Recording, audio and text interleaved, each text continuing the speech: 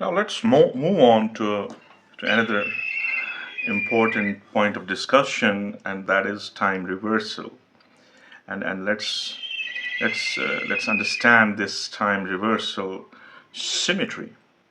Now, the time reversal symmetry is it's basically it's a very fundamental concept in physics and particularly in quantum mechanics, which addresses basically a physical how a physical process behave when time is reversed. So when time is reversed. So the point is that how will a physical system react on reversing the time? Now, essentially, it involves the flipping the direction of time. So flipping from one direction to another direction. So if t is the time, it will flip to minus t. And then trying to observe how the equations of motion and quantum states behave under this kind of transformation.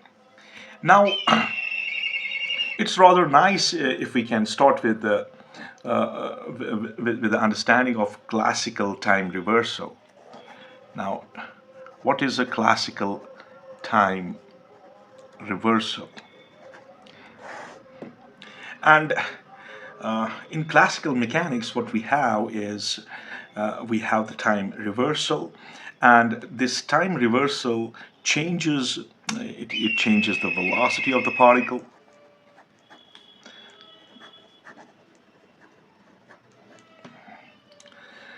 Now, for a system, if you take a system that's described by some position, say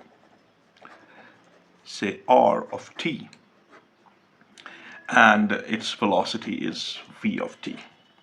Now, what will happen to this system if we reverse the time?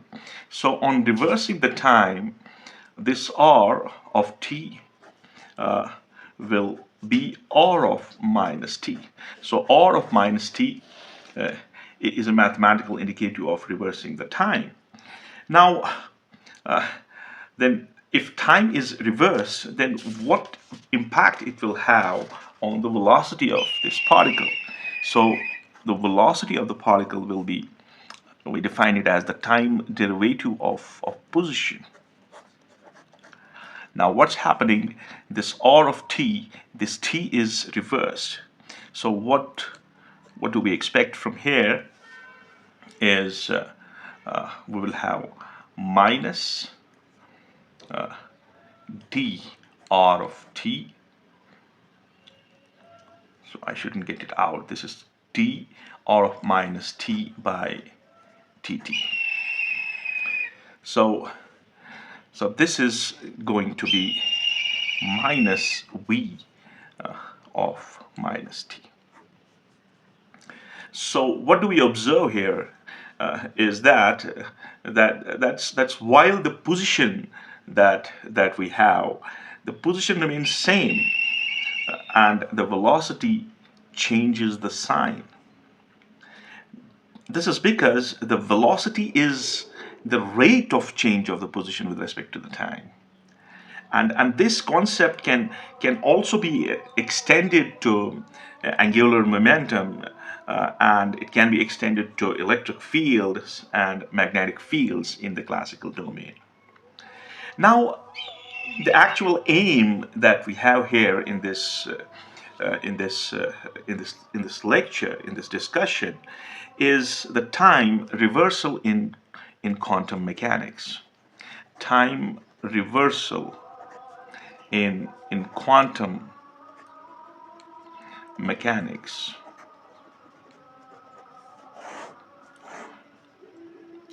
Now, in quantum mechanics, the time reversal symmetry is it's more subtle because it involves complex wave function, and rather it involves complex wave functions, and the quantum state of the system is described by this wave function, and the wave function that we have, say, is psi of t.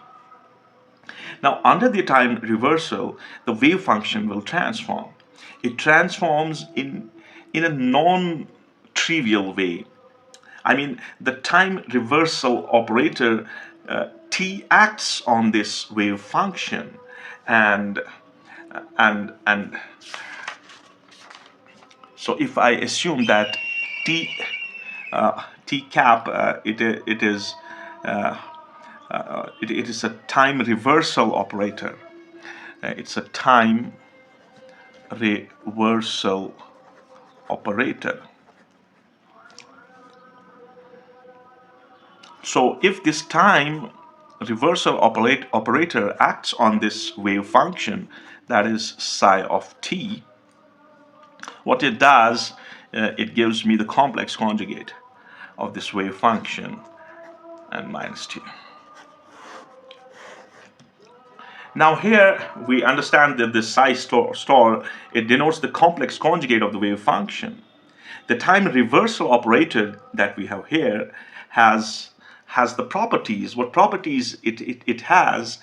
The very first property it has is it is anti-unitary.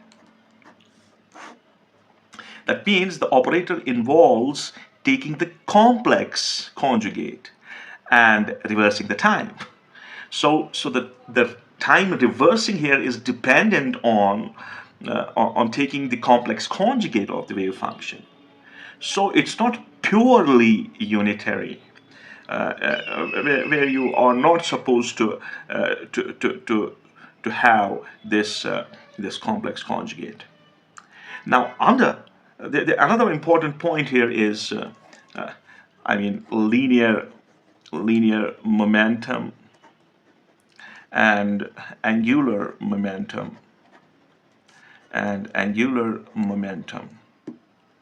Now, under the time reversal, the linear momentum and angular momentum transform. They transform as, see, I have the time reversal operator t cap acting on linear momentum p, then I have t inverse, and this gives me minus p. And if I'll go with the time reversal operation on the angular momentum, so t and L and t inverse, it leads to minus L. So what does these equations reflect? This reflects the fact that the time reversal basically it flips the direction of the motion. It flips the direction of motion, as it does in case of the classical mechanics. And hence momentum and angular momentum also change sign when we go with time reversal in quantum domain. Now, another important thing that's linked with this time reversal, in quantum mechanics, the time evolution of the system is governed by the Hamiltonian, and it's governed by Hamiltonian through our time-dependent Schrodinger's wave equation. So we have time-dependent Schrodinger's wave equation. What's that? That's IH bar dou psi of t by dou t is h psi of t. Now for time reversal, for time reversal, the symmetry should hold.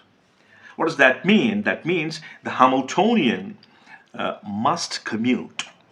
This Hamiltonian must commute. And it must commute with time reversal operator. It must commute with this t cap. So what does that mean? That means if I take this Hamiltonian under time reversal operation, it must give me the Hamiltonian.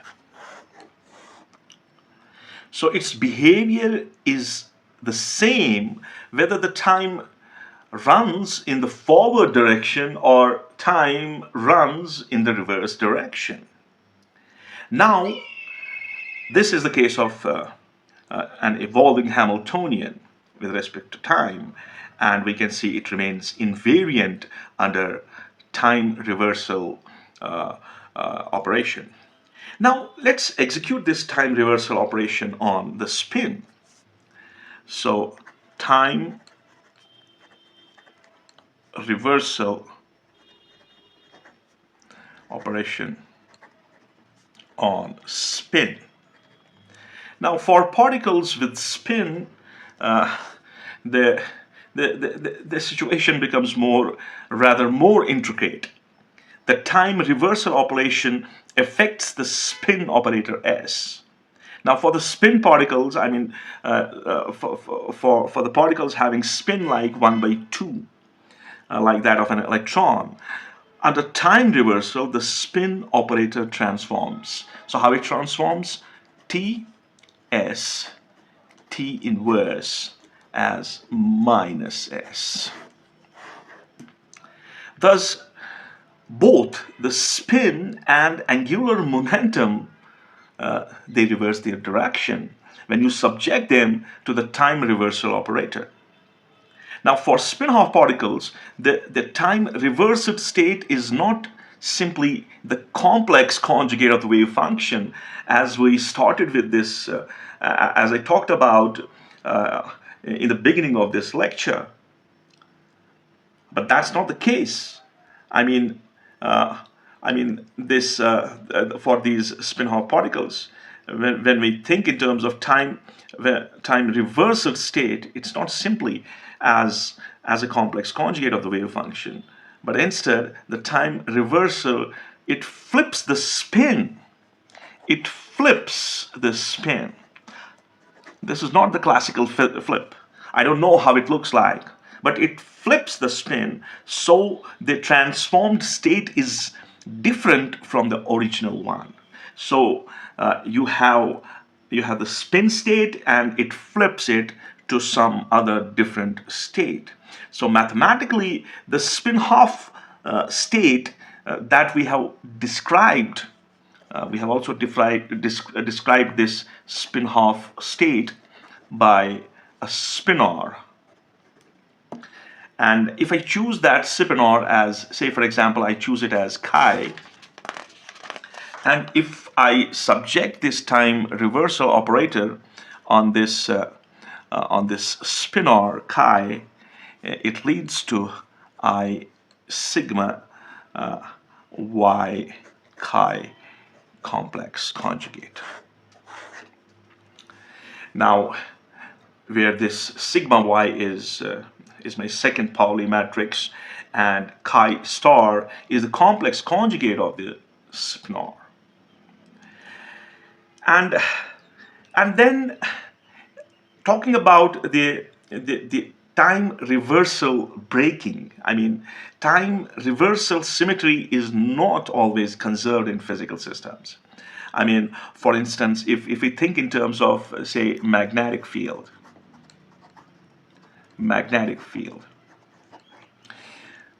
and magnetic fields break time reversal symmetry because the direction of the magnetic field does not reverse under the time reversal. A typical example of time reversal symmetry breaking occurs in solid state, where we have those ferromagnetic materials. If you rightly remember these materials, they have the domains of spin, and when you apply the external magnetic field on a ferromagnetic material, then there is reorientation of these domains, and in each domain the spin states are in the same direction. So here in this example, the time reversal symmetry breaking occurs where the alignment of the magnetic dipoles remain unchanged when the time is reversed. So if you reverse the time and to these magnetic domains in these ferromagnetic materials, there is no impact on the alignment of the spin of these materials. So in case of ferromagnetic materials, we have time reversal symmetry breaking. So they're no longer symmetry. Time reversal symmetry is executed by the material under the time reversal.